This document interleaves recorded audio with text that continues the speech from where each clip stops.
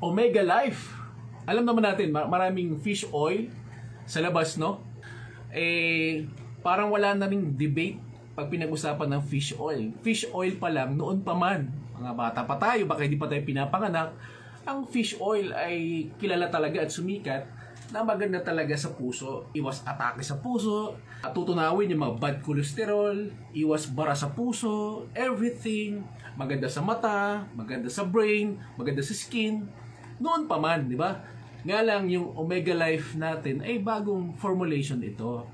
And hindi lang siya basta omega 3, hindi lang siya basta fish oil and salmon oil. Yon. Kung paano natin ito ikukwento para bilhin na hindi mamamahalan at magbukang mura, una-una, i-research natin ano yung health benefit ng salmon oil. Salmon oil pa lang.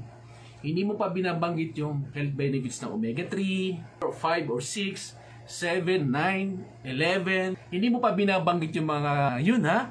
Pag binili mo yun isa-isa, mahal na. O, di mas mumukhang mura to. So, i-research natin, para saan ba yung omega 7, omega 9, omega 11? Di ba? Para saan ba yan? Omega 5, omega 6. Para saan ba yan?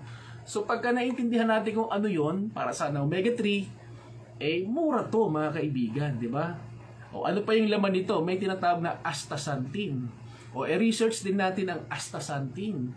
Google mo, ChatGPT mo, astaxanthin is one of the most powerful antioxidant. May kitaan na malaki, may business kumpara sa ibang fish oil sa labas, ay di hamak na lamang po talaga ito, no?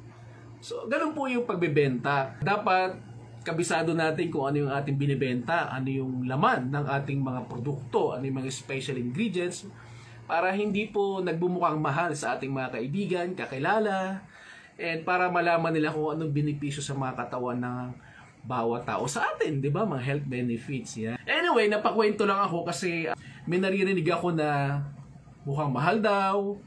Hindi siya maging mahal nga pagka naiintindihan mo kung anong content nito. Alright? Also with our barley fusion and best barley.